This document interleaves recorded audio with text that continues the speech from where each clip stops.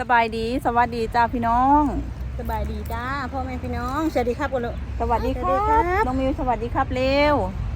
ตอนนี้เฮาอยู่ด่านฝั่งไทยพี่น้องเฮามาส่งแม่ไปจำบัตรอีกแล้วมื้อนี้เนาะพอดีเบิดกำหนดพี่น้องต่อมารอบนั้นก็ได้2 วัน3 วัน2 คืนเนาะเบิดกำหนดแล้วก็บัตรสปอร์ตเพิ่นยังบ่ออกพี่น้องเนาะก็เลยได้ข้ามไปเฮ็ดบัตรเข้ามาใหม่เนาะเฮาก็มาส่งแม่ขึ้นรถพี่น้องจำบัตรออกเรียบร้อยแล้วก็ขอติดรถนำเพิ่นข้ามไปด่านที่ฝั่งลาวพี่น้องแม่เพิ่นเฮ็ดแล้วเรียบร้อยแล้วก็ถ้าบ่ทันรถโดยสารก็ขอติดรถมานำเพิ่นอยู่ฝั่งนั้นคือเก้าเนาะพี่น้องคือรอบนั้นแหละเนาะรอบนั้นก็พอดีพี่น้องอันขอติดรถส่วนตัวเพิ่นไปเนาะก็เลยข้ามมาไวเนาะ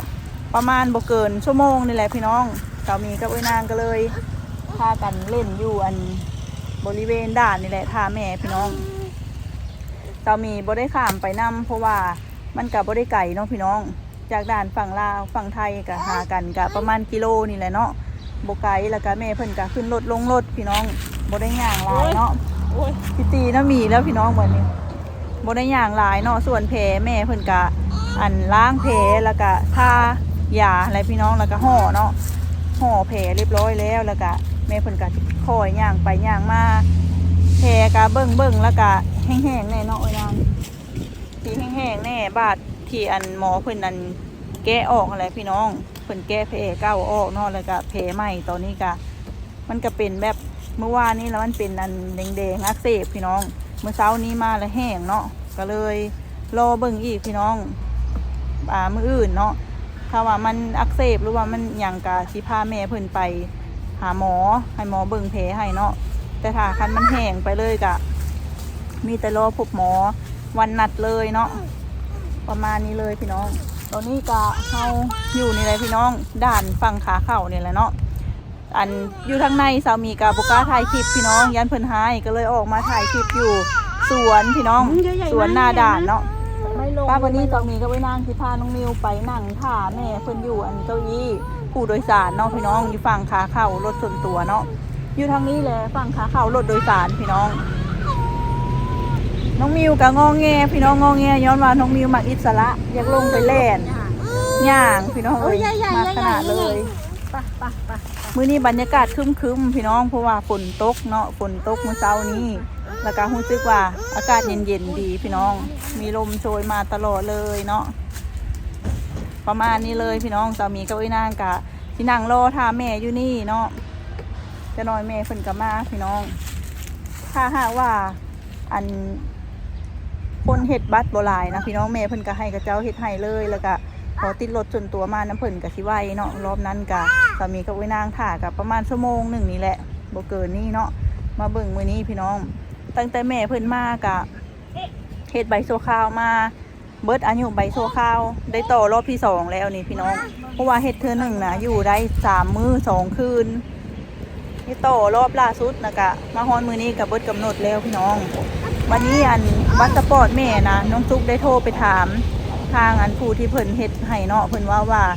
ได้ประมาณวันจันทร์พี่น้องวันนี้ก็นับจากมื้อนี้เป็นวันศุกร์วันเสาร์วันอาทิตย์มันก็ถือวันอาทิตย์ก็เบิดกำหนดบัตรของแม่อีกแล้วพี่น้อง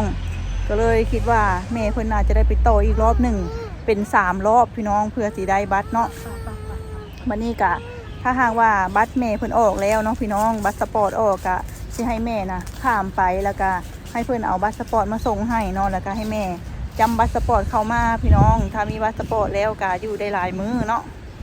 ประมาณนี้เลยพี่น้องรออันถ้าแม่เพิ่นได้บัตรสปอร์ตเลยจังมาอัปเดตสู่พี่น้องฟังเนาะแม่เพิ่นก็สิอยู่รักษาแผลแล้วก็ไปตามหมอนัดก่อนพี่น้องเพื่อรักษาแผลให้ดีเศร้าก่อนจังกลับบ้านเนาะประมาณนี้เลยถ้าให้แม่เพิ่นกลับตอนที่บาดแผลยังบ่เศร้ากะย่านเพิ่นกลับแล้วเพิ่นบ่อยากมาพี่น้องก็เลยย่านแผลเพิ่นบ่หายดีเนาะตอนนี้กะเพิ่นว่าอันถ้ารักษาไปมันแห้งกะมันก็มีโอกาสดีเศร้าพี่น้องก็เลยว่าให้แม่เพิ่นนะอยู่รักษาแผลให้มันแห้งซะก่อนเนาะถ้ามันแห้งแล้วก็ถือว่าโอเคเนาะพี่น้องแล้วก็พยายามบ่ให้เกิดแผลใหม่เนาะประมาณนี้เลยวันนี้สามีก็นางสิไปนั่งอยู่จุดอันบอนนั่งผู้โดยสารพี่น้องย่านเพิ่นหายเนาะ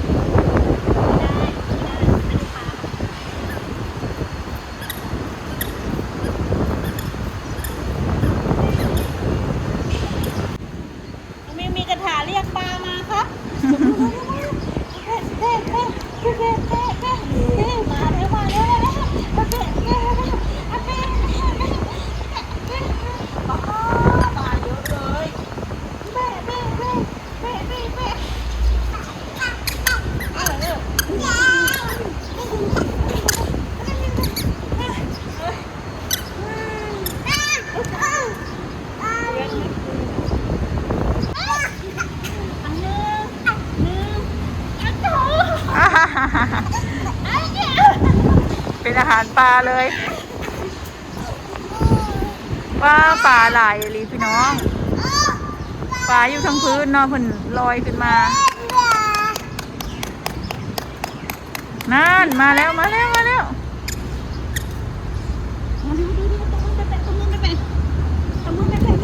มีหัวอาหารให้เพิ่น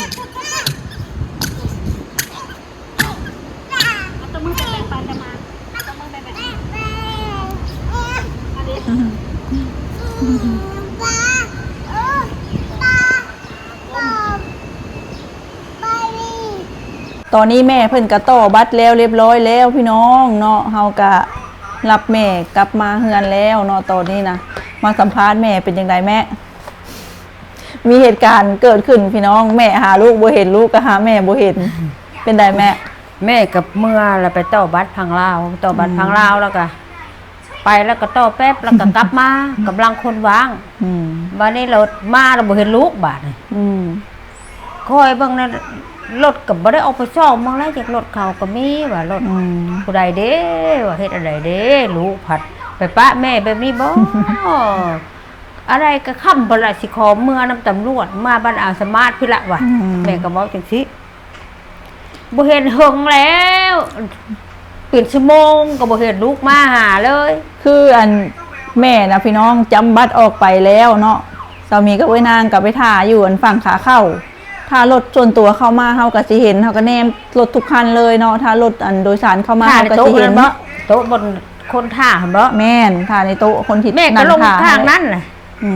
เฮาอยู่ฝั่งนั้นแน่อยู่ฝั่งนี้แน่ข้ามไปข้ามมาบัดนี้แหละว่าแม่น่ะสิมารถส่วนตัวเนาะข้ามไปฝั่งนั้นว่าข้ามมาแล้วก็นั่งท่าแม่แล้วก็นางก็ไล่คุบน้องมิวตลอดเลยพี่น้องเฮาก็เบิ่งน้องมิวซอยกันเนาะแล้วก็รอพี่น้องนานมื้อนี้คือนานผิดปกติเนาะน้องมิวก็บ่ได้เอาน้ำไปกินน้องมิวเลยหิวน้ำพี่น้องนางเลยว่าเดี๋ยวสิไปเอาน้ำชงนมให้น้องมิวกินว่าย่างไปแล้วก็เห็นแม่นั่งอยู่ทางออกผู้พี่น้องวะตกใจแม่ออกมาได้ใดเนาะครับสายตาได้ใดวะจังหน่อยตำรวจมาหาตำรวจคนลงมาหา3เทื่อตำรวจมาหา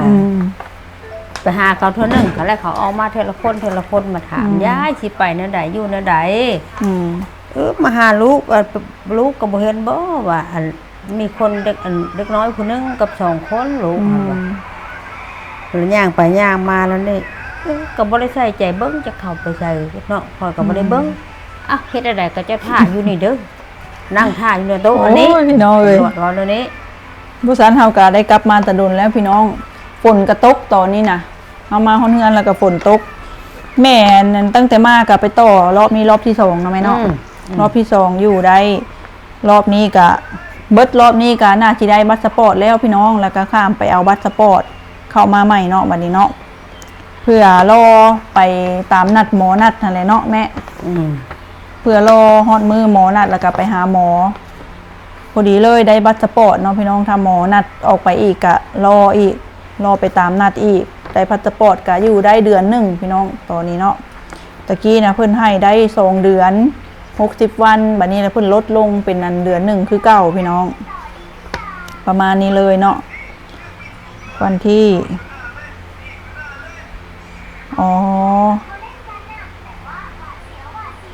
เต็มอยู่ไทยตาหนึ่ง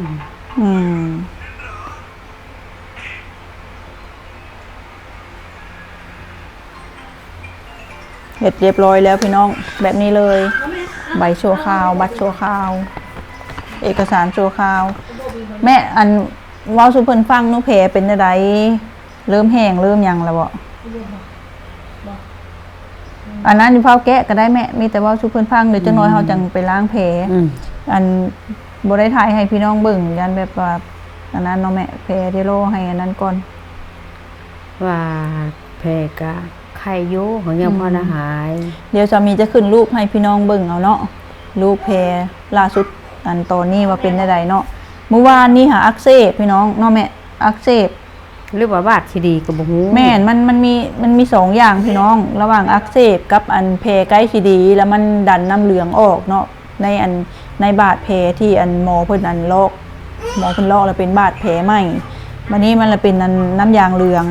ปนเลือดน้อยๆออกมาพี่น้องแล้วก็คิดว่าแม่เพิ่นกินยังพิษหรือบ่แล้วก็ย่างลายหรือบ่เนาะเพราะว่า สามีกาพาแม่เพิ่นไปย่างอยู่อันตลาดโตลุงเนาะพี่น้องแล้วก็ย่างอยู่อันซิงซ่าเนาะก็เลยคิดว่าพาแม่เพิ่นย่างหลายบ่เนาะเลยอักเสบ แม่ แล้ว ก็ ก็อีกอย่างหนึ่งก็แม่กินมักคิดานี่มันจะมีสารเคมีเนาะพี่น้องยันเพิ่นฉีดยาฉีดหยังยันมันพิษ แม่ก็เป็นจากไปได้เมื่อยนั่งบนเก้าแต่บ้านก็นั่งบนเก้ามานี่ก็ แม่ นั่งบนเก้า อยากพาแม่เพิ่นไปเปิดหูเปิดตา ไป อืม บ้านนี้บ่ไปบ้านไปแต่โตบัดหันบัดนี่นะ แม่นมีแฮงแน่พี่น้องพาแม่ไปต่อบัตรแล้วเรียบร้อยแล้วเนาะกลับมาก็เลยว่าสิหยุดก่อนเนาะแม่บ่พาไปย่างดุเนาะ ให้เบิ่งแผลให้มันแห้งซะก่อนบัดมื้อเช้านี้เอ้ยนางล้างแผลให้แม่นะพี่น้องเอ้ยนางเพิ่นก็อันเบิ่งแผลให้แล้วก็กดตรงที่มันนั่นคล้ายๆมันสิเป็นหนองมันก็บ่มีหนองเนาะคล้ายๆมันแห้งนั่นแหละรู้สึกว่ามันแห้งขึ้นเนาะก็เลยว่ารอเบิ่งอีกพี่น้องมื้อนี้มื้ออื่นเนาะถ้าว่ามันแห้งไปเลยก็มีแต่รอให้หมอเบิ่งมื้อนัดเนาะถ้าว่ามันอักเสบหรือว่ามันนั่นมีหนองมีหยังผิดปกติก็สิพาแม่เพิ่นไปให้หมอเบิ่งให้อยู่อนามัยเนาะเพื่อรอฮอดหมอนัดให้เพิ่นนั่นเบิ่งแผลเบิ่งหยังให้เนาะว่าเป็นจังใดหักเบิ่งอันทั้งพื้นทั้งหลุมนะพี่น้องมันก็เป็นสีชมพูเป็นเนื้อไปว่าเป็นเซลล์สร้างใหม่เนาะเป็นสีชมพูแบบเลือดก็ไปเลี้ยงดีอยู่ได้พี่น้องแผลก็รู้สึกว่าดีขึ้นเนาะคล้ายๆว่าดีขึ้นพี่น้องเลยมีแต่รอเบิ่งไปเรื่อยๆตอนนี้แม่เพิ่นก็เก็บเอกสารไว้พี่น้องบ่ให้มันเหี่ยเนาะแม่เนาะอันเหี่ยแล้วบ่ได้มือได้นี่อยู่พี่เลยได้นี่ อยู่น้ำลูกเป็นอะไรแม่อธิบายความรู้สึกให้เพื่อนฟังดูพออยู่บ่หรือว่ากินฮอดอยู่น้ำหมีน้ำนางก็สบายอยู่อยู่ได้อยู่เนาะบ่แม่น อยู่ได้ อยากกลับบ้านเนาะแม่เนาะมีแต่เข้าใจว่าต้องรักษาแผลรักษาอย่างตามหมอนัดให้มัน ก็คิดว่า แล้ว มันไกลหมดไกลหมอไปหาหมอไปกวดเบิ่งคักแน่ฮอดหมอนัดแล้วก็ไปอีกก็บ่ได้อยากเมื่อยอยู่แล้วแต่ผลกัน ลูกชวนไปใส่ก็ไปได้พี่น้องบ่จักหยังได้ก็พ่อไปได้ซักเท้าไปแล้วก็เบิ่งนั่นเบิ่งนี่พี่น้องพอได้เปิดหูเปิดตาอยู่แต่มองเก่าก็ยันเหงาแม่ก็กินข้าวก็แซ่บอยู่เนาะแม่เนาะกินข้าวก็ด้วยนางก็ซื้อปลาน้ำของพี่น้องปลาเก็ตเอามาปิ้งปลาไม่ไหม้เลยเพิ่นหาขึ้นจากน้ำเพิ่นเอาขึ้นมาขายริมโขงเลยนางเพิ่นแล่นออกไปเบิ่งแล้วก็ผู้ดีเห็นแล้วก็มาปิ้งให้แม่กินก็แซ่บเนาะแม่เนาะแซ่บโอ้ยสวัสดีครับอยากมาขึ้นอยากมาเข้ากล้องกับน้าหมีเอาจับเราจับแต่อย่าโยนเด้อจับดีๆเด้อปิ้งปลาพี่น้องให้แม่กินแซ่บบ่แม่แซ่บแล้วก็แกงปลาย่อนใส่ผักหวานแล้วก็แกงปลาย่อนใส่อันผักอีหุ่มแกงกับบ่ได้ใส่ปลาแดกเป็นนัวพี่น้องใส่แต่น้ำปลาน้อยนึงเกลือน้อยนึงแล้วก็ใส่รสดีนิดนึงเพื่ออันให้มันกลมกล่อมให้มันมีรสชาติแน่เนาะแม่เพิ่นก็กินข้าวแซ่บอยู่เนาะแม่เนาะแซ่บกินข้าวแซ่บอยู่พี่น้องแม่ดูแม่ดูเก่งสวัสดีครับก่อนลูกสวัสดีค่ะ อยากให้แม่ดูเพื่อนพี่น้องสวัสดีค่ะแม่ดูหนูอยู่กับน้าหมีอยู่กับยาย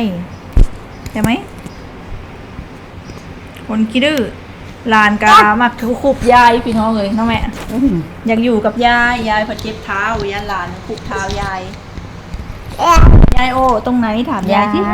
ยายมาปักให้เลยให้ยายติดยายมีแล้วยายมีแล้วเอาให้น้ำมีลูกให้น้ำมี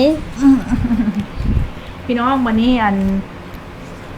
นางสีล้างแผลให้แม่แล้วเนาะเพราะว่าแม่พื้นนั้นเดินทางไปฟังลาวมาก็ยันแบบมีฝุ่นมีเชื้อโรคเนาะนางก็สีล้างแผลให้แล้ววันนี้ก็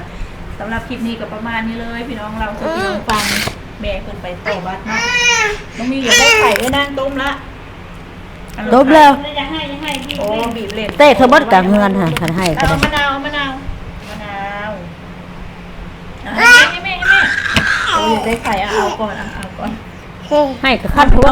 บดสำหรับคลิปนี้อันสามีกับแม่ก็ขอตัวลาไปก่อนเด้อจังใดก็ขอบคุณพี่น้องหลายๆเด้อสำหรับคอมเมนต์และก็ความห่วงใยที่คอมเมนต์เข้ามาเนาะจังใดก็ที่คอยเราสู่พี่น้องฟังอยู่เรื่อยๆเนาะสำหรับคลิปนี้ขอตัวลาไปก่อนพี่น้องเป็นกำลังใจให้สามีคือเก่าหน่อยเด้อพี่น้องสำหรับคลิปนี้ขอบคุณหลายๆและสบายดีขอบคุณหลายๆขอบคุณมากๆเด้อสาธุ